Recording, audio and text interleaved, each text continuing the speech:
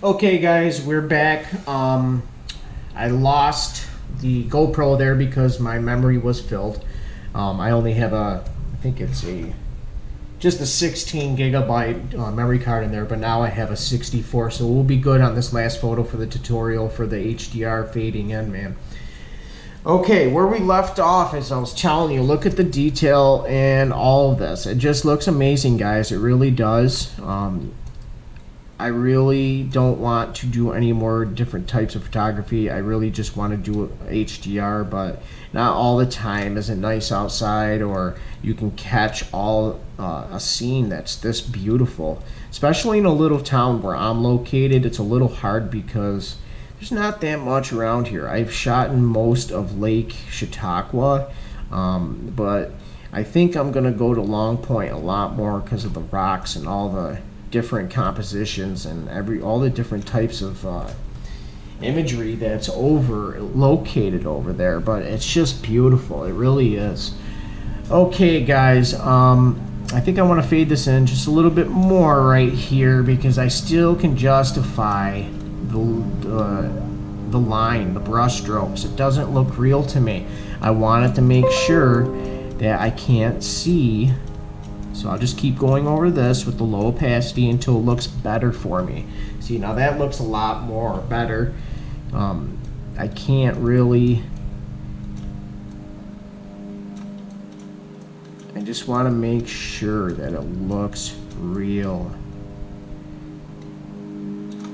That is perfect right there, guys.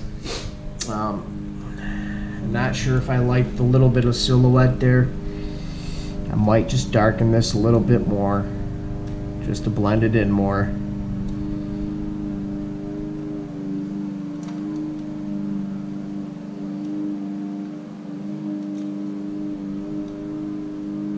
See, now it's starting to go back to the original picture, which I do not like because now it looks like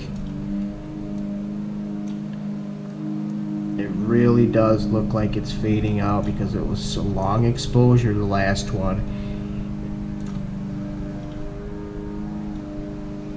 And the leaves were blowing way too much. So I'm being very careful. What I'm going to do is we'll blow this up. And we're going to change our brush size. So this way I can get in here and make sure that we don't have too much silhouette here.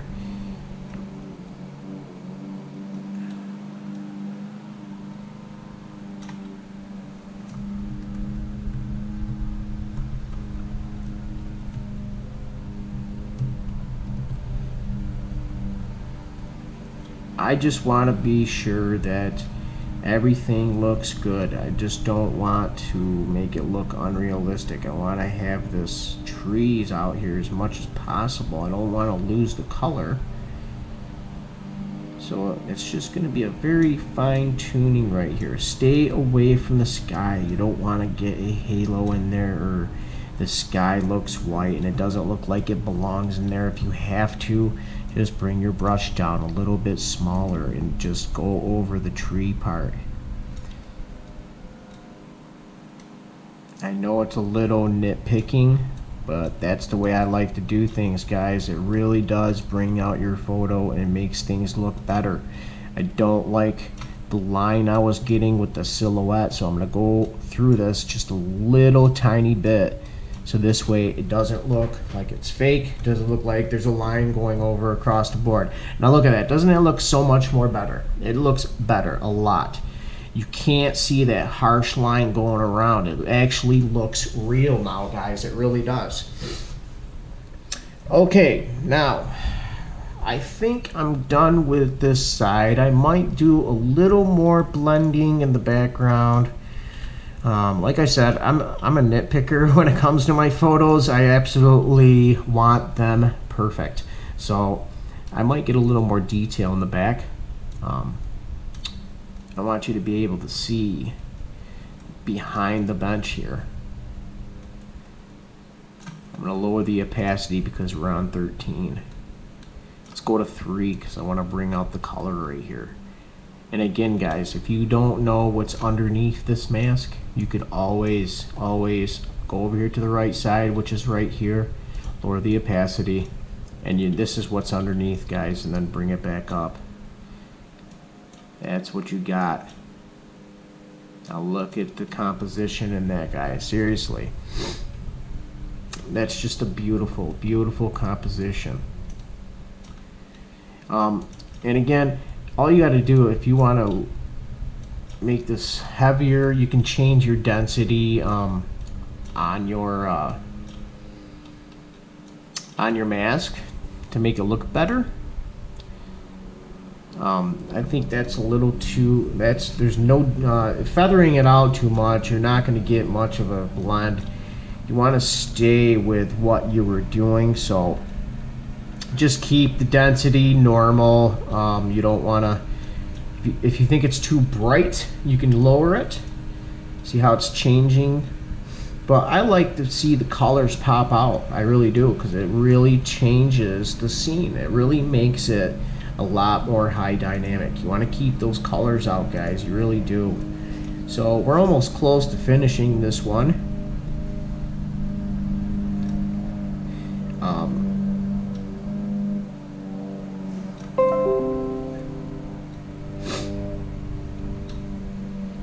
Once I get close to finishing this, we're going to jump on the water and do our finishing touches at the end to adjust our curves to make sure everything looks like it belongs together. We want to make sure we blend them together with the curves. That's going to change all of our colors, just in case if everything turns out too bright. Okay, guys, right there is what I like. I like that right there. I might just pull out a little more leaves right here and make it a little more clear. Let's go ahead and do that. I think this would bring out the photo right here. I don't know why my connection to the GoPro is kind of bugging out on my phone, but let's bring the opacity up. Let's see how that looks. Let's see how this looks, like popping out more right here. Look at that. That's just beautiful, guys. Look at that. Bringing out that color. And again, you don't want to get rid of all your shadows.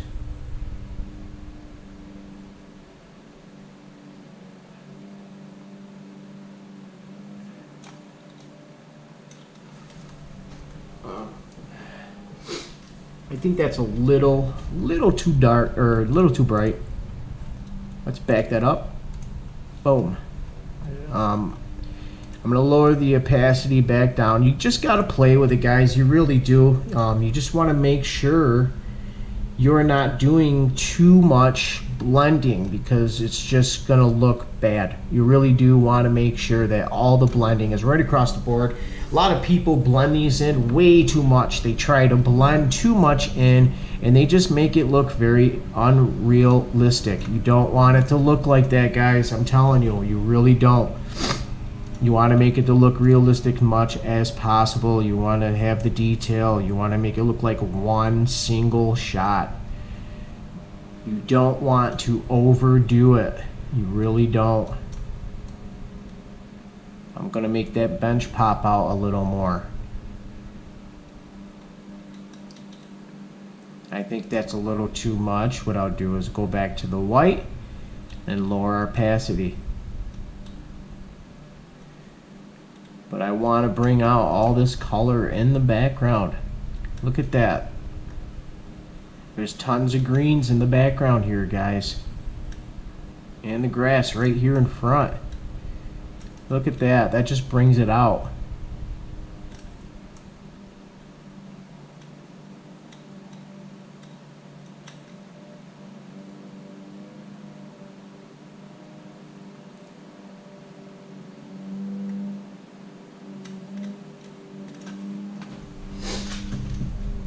Let's go, we're going to go back to the white brush, lower it 5%, which is halfway, and we're going to go back over the bench. You don't want the bench too bright. I don't want us thinking that this is the main attraction. The whole photo is the main attraction. Really. It really is. Composition, composition, composition, guys. Okay, I really enjoy the way that looks right there. So we're going to go ahead and blend these two layers in again. That's Control, left click on both layers, and then Control again and E. There we go. Now we're going to create one more layer, and then we're going to finish our final touches. So we're going back to the black brush. I'm going to go with 4%. I do not want to lose too much color here. I really don't.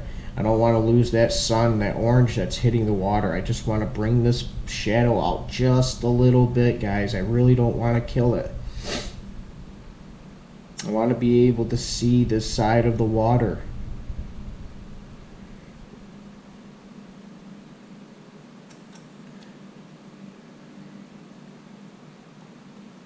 And again, later on, we can adjust our brightness. We can adjust a gradient on there. We can even add a little more contrast once we're done. After that, once everything's done, we'll throw our watermark on there and we'll call it a day. But like I said, guys, get into high dynamic range photography, because it's just literally out of this world. It really is. You got to experiment. You really do. You got to watch a lot of tutorials. I've watched a lot of tutorials on high dynamic range photography, man, and I tell you, it's the only thing I want to do. I know it takes a little bit more time to finish your photos, but